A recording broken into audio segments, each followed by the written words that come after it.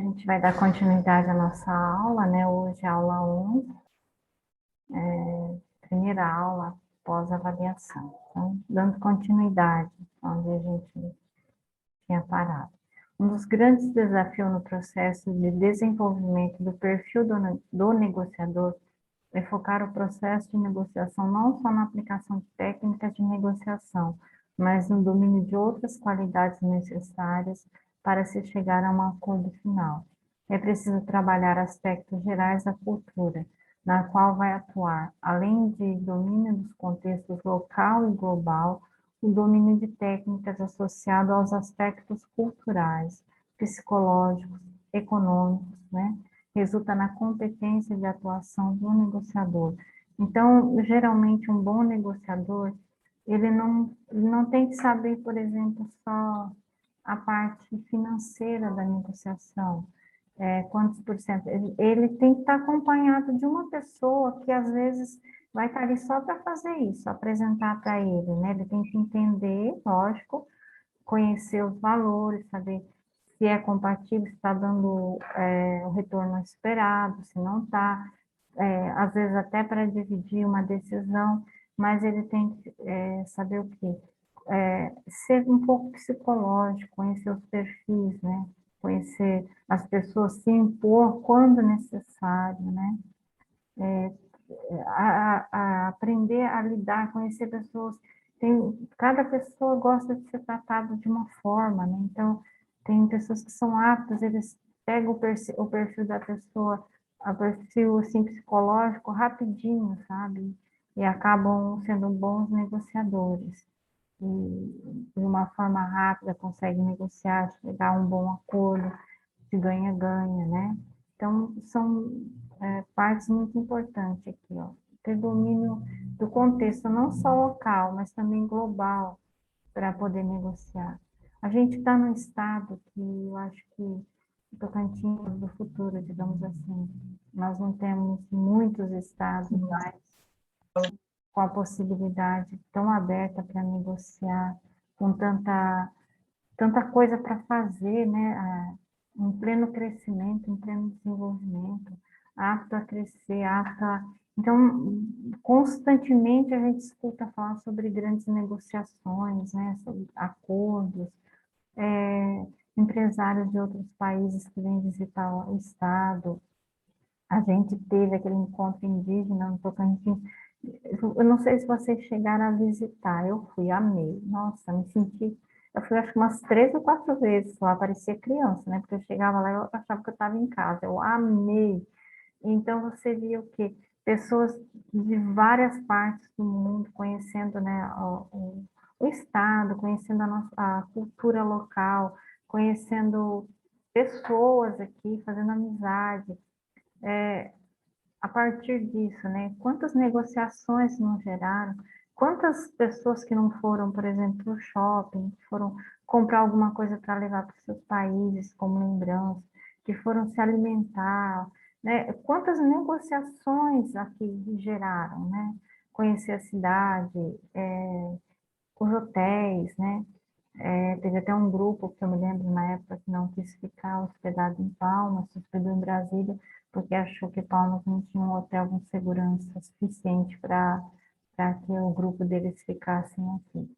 Então, eles optaram aí para Brasília. E aí eles vinham de avião de manhã e voltavam no fim da tarde para Brasília. Pensa assim, né, no contexto deles, na cultura deles, Palmas não oferecia segurança, né, para o grupo que veio para cá. Então, assim, a gente é acostumado aqui, sabendo que é um local tranquilo, a gente não tem atentados à bomba, a gente tem, sim, os probleminhas, mas não num nível global muito grande. E aí a gente vê como as pessoas olham, né, para negociar. Eles não quiseram nenhum hotel aqui da capital, eles preferiram ficar num outro lugar distante, talvez esse distanciamento eles se sentiam mais seguros, talvez menos vistos e menos reconhecidos em Brasília do que aqui. Então, o que que isso leva? Leva a gente a entender, né, a parte cultural e psicológica de cada grupo, né? Não só econômico, porque além da economia, né, porque tiveram grupos com uma economia muito alta que ficaram aqui hospedados. Era mais uma questão psicológica, de segurança, né, questões culturais mesmo que fez eles se deslocarem. É preciso que esses negociadores entendam que, apesar de ser do cotidiano dentro da empresa, o processo de negociação tem nuances e sutilezas muito importantes que devem passar por um processo de planejamento antecipado, de tal maneira que a empresa conte com verdadeiros negociadores que sejam capazes de levar os seus princípios, valores e cultura empresarial para qualquer processo de negociação, tendo a flexibilidade e a capacidade de estabelecer processo interativo e de respeito, onde a cultura seja um aliado do processo de negociação. Portanto, flexibilidade, paciência e perseverança são características chaves para uma boa negociação. Gente, eu vou levar esse exemplo aqui para um lugar muito simples, vou levar para uma academia, que muitos de vocês talvez praticam, quem não pratica, às vezes é irmão, marido, o filho, a filha acaba participando. Uma academia recebe público de todas as idades, praticamente, né? Acho que com mais de 14 anos você já encontra na academia. Você encontra pessoas com classe social muito alta, outros que nem tanto, né? Estão aí batalhando para pagar ao final do mês a mensalidade, procurando um desconto, procurando uma promoção para poder se matricular em determinadas academias. Mas ali as pessoas que estão ali para ajudar o profissional de educação física que está ali, ele tem que tratar todo mundo igual, todos com o mesmo respeito, todos com a mesma flexibilidade. Por quê?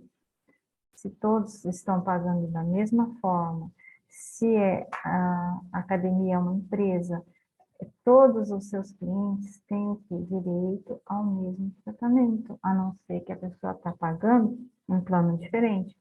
Mas a partir do momento que eu e vocês estamos pagando o mesmo plano, fizemos a mesma negociação, estamos frequentando, nós todos temos o direito de receber o mesmo tratamento, o mesmo respeito, né? O mesmo cuidado. Então, as negociações não são só na compra e na venda. As negociações acontecem no dia a dia. Se você fechou o contrato ali para 3 meses, e o primeiro mês foi bem tranquilo, no segundo mês, você chega lá, não tem nenhum aparelho disponível, não estão usando o álcool gel adequadamente para limpar os aparelhos, ou quando você fez o contrato, abria das 6 da manhã às 6 da tarde, você chega lá e eles não querem cumprir mais esse horário, passaram a abrir às 8 da manhã. Então, você perdeu alguns direitos, né? E passam a tratar melhor, por exemplo, uma pessoa que tem um, um carro bom lá na porta, um carro bom assim que eu digo, né? Um carrão, digamos, lá na porta, né? E acaba deixando quem tem só um bis bem simplesinho lá do lado, também não é ético, né? E isso leva o quê? A mostrar que a empresa tem suas fragilidades. Então, em todo lugar, por mais simples que seja, que há negociações, tem que ser respeitados os direitos, né? Os deveres. Por quê? Tem que estabelecer, por exemplo, o cotidiano. É um processo que a empresa vai fazer para todos. Se ela oferece água gelada para alguém, lá dentro da academia, todos têm direito de receber água gelada, todos pagaram por aquele pacote. Então, se faz valer o quê? A negociação. Por quê? Daqui 3 meses vai haver uma outra negociação. Fechou teu contrato por 3 meses, você vai negociar de novo. Se você não recebeu esse cuidado, você não vai voltar para lá. Então, o que que houve? Incompetência no atendimento ao cliente. E o que que vai levar? Vai levar à falência nas negociações. Então, a negociação, a conciliação, a mediação e a arbitragem. O que que é tudo isso? A gente vai ver um por um. Vamos destroçando aqui, ó, um pedacinho daqui, um pedacinho dali, para a gente poder entender cada um. Então, são métodos alternativos de solução de conflitos, que não envolvem interferência do Poder Judiciário. A gestão de conflitos por meio da mediação, da conciliação ou da arbitragem exige, no entanto, a participação de uma terceira pessoa, a qual auxiliará nos processos conflituosos. O papel do conciliador. O papel de conciliar, mediar ou arbitrar um processo de conflito cabe aos gestores, no papel de conciliadores ou mediadores, pois apresentam formação adequada, poder e responsabilidade para auxiliar as partes geridas. Aqui é geridas, tá? Eu errei a palavra também. Desculpa aí, gente. Então, a gente vai ver um por um desses fatos, né? E entender que isso cabe a quem? Cabe a responsabilidade de quem? Dos gestores da organização. Esse cuidado em gerir os conflitos que ocorrem dentro das empresas, tanto com o público interno, os colaboradores internos, como com colaboradores externos. O gestor tem que sempre estar de olho nisso. É preciso que o gestor saiba proporcionar a interação entre os objetivos pessoais de seus colaboradores e os objetivos organizacionais, otimizando os recursos dos quais dispõe para que alcance sucesso em sua gestão, evitando maiores conflitos entre os envolvidos. E o que é isso? Reconhecer, né, que os funcionários, os colaboradores, aqui a gente sempre fala colaboradores internos. Então, é um pouquinho, uma mudança, né? Um pouquinho a gente não vai ficar falando do funcionário, a gente vai sempre falar o colaborador, porque o funcionário, ele é um colaborador da empresa. Mesmo que ele tenha um salário, ele está colaborando para quê? Para o desenvolvimento. Então, a gente vai usar a palavra colaborador interno, para o funcionário interno, e colaborador externo pode ser pessoas que colaboram de alguma coisa com a empresa, pode ser pessoas que entregam produtos, pode ser vendedores externos, né? E vários tipos. Então, o gestor, ele tem que saber olhar o quê? As necessidades de quem está dentro da empresa, da organização, e olhar também as necessidades da empresa e chegar a um meio termo, que se atenda tanto às necessidades de um como às necessidades de outro. Vou dar um exemplo bem simples aqui. A empresa ela está apta a contratar cadeirantes, mas a chegada, né, local da empresa, quando você vai chegar, não tem nenhuma rampa, tem escadas, não tem elevador, são escadas. Como que vai se contratar um cadeirante, por exemplo, para essa organização? O gestor tem que quê? Pensar nas alterações necessárias, né?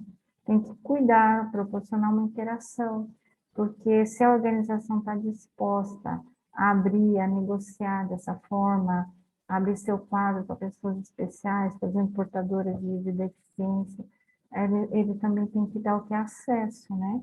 Então, olhar que a empresa não tem acesso e que tem essa vontade, né, da oportunidade para essas pessoas. Então, tem que proporcionar isso, a possibilidade. Para gerenciar os conflitos, o gestor deve estar atento à sua origem, causa, natureza, forma, além das atitudes que o geraram. Portanto, é preciso perceber que um gestor, para ser competente, deve estar atento a todos os fatores que o rodeiam, enquanto membro de uma organização. Um aspecto essencial na função do gestor perante o conflito é a sua capacidade de percebê-lo a tempo suficiente para agir no sentido de gerir. Aqui também eu deixei passar uma palavrinha. Gente, acho que hoje eu estava meio dispersa, porque eu tive mais esse errinho, tá? Então, Cavalcante 2006. Então, gerenciar, né, uma empresa, gerenciar conflitos, a pessoa tem que estar atenta a onde que estão surgindo, quais as possibilidades desse conflito virar uma bola de neve, as pessoas perderem o controle,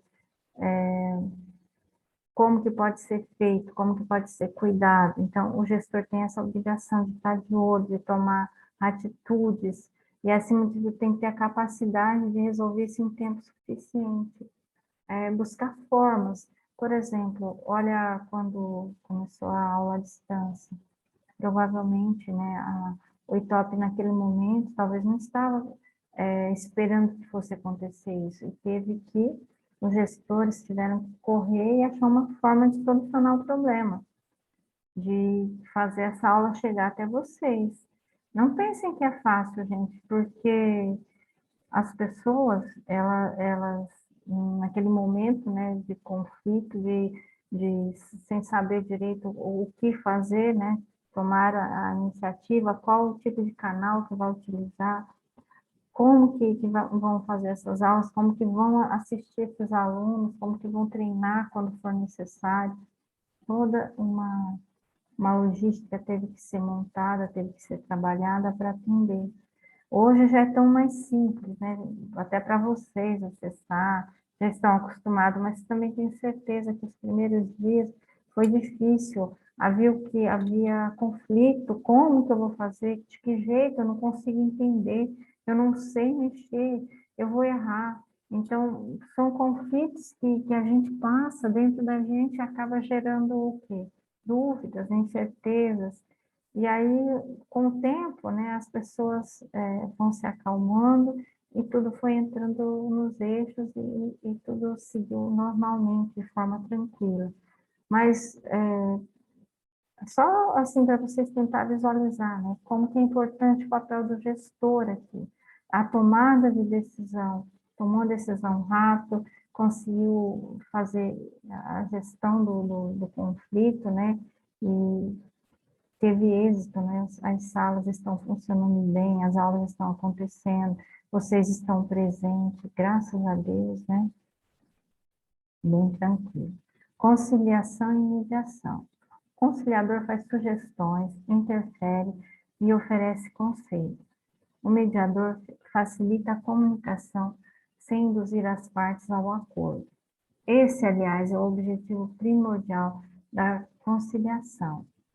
Na mediação, o acordo será apenas uma consequência e um sinal de que a comunicação entre as pessoas foi bem desenvolvida. Então, às vezes, vocês são convidados para mediar um acordo na empresa que vocês trabalham, conversar com partes, né? Quem trabalha no RH, vocês conversar com o supervisor, o funcionário, o colaborador, no caso, né, conversar com ele, tentar resolver um atrito que está existindo, qual que é o papel? Facilitar a comunicação, chamar os dois lá na salinha e fazer com que os dois conversem, né, ou então que os dois ouçam as colocações que podem ser feitas, né, quais saídas que tem, quais as possibilidades, né? Às vezes, vamos pensar aqui na mediação entre a mãe, aqui, na briga entre dois filhos. A mãe está lá no meio. E os dois, um está emburrado para cá e um está lá. Um fala com o outro, um vira as costas para o outro, um bate a porta do quarto na cara do outro. Mas eles têm que dividir o quarto. E a mãe vai ser a mediadora. A mãe vai sentar aqui, botar do lado do sofá de um lado do outro, vai conversar com os dois. A sua mãe, eu sei muito bem quando fala, ó, vocês vão parar com isso, senão as duas vão perder, final de semana ninguém vai sair, as duas não vão para lugar nenhum, ou então, se tem mesada, as duas vão perder o dinheirinho das duas esse mês, ou vocês vão fazer as pazes, amanhã as duas vão limpar a casa junto. Então, a minha mediação com as duas funciona mais ou menos assim. Você ajuda ela, você faz isso para ela, e você para aquele. Quando eram menorzinhas, eu fazia até pedir desculpas, tá? De uma para outra, a mediação do conflito das duas. Quando uma emburrava com a outra, pode pedir desculpa, porque mesmo uma cena especial, até hoje elas dividem o quarto, né? E eu acho bem importante, porque eu acho que irmão tem isso, esse cuidado sempre um com o outro, principalmente que aqui em casa, que a Ana vai precisar sempre de cuidado. Então, a gente, na verdade, divide o quarto às três, dormimos as três no mesmo quarto. E uma está sempre cuidando da outra, né, quando precisa. E com as duas, quando dormiam só as duas no quarto, agora a gente dorme as três para economizar energia também, que aí gasta só um ar-condicionado.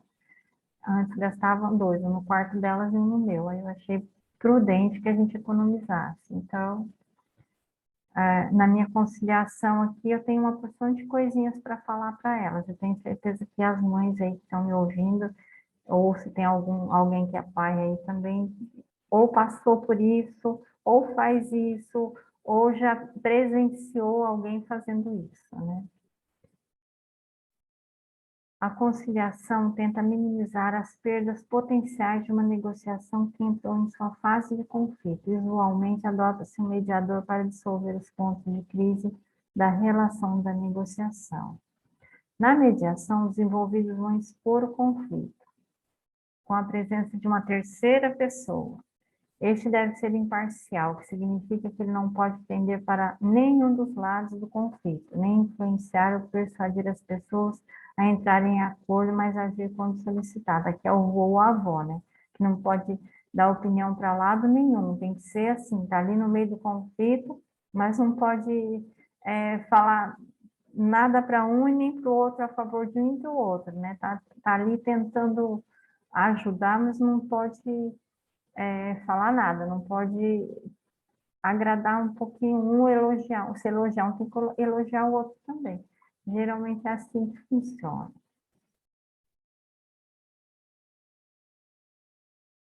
O mediador deve ter uma visão ampla e sistêmica do problema, para assim escolher o melhor caminho.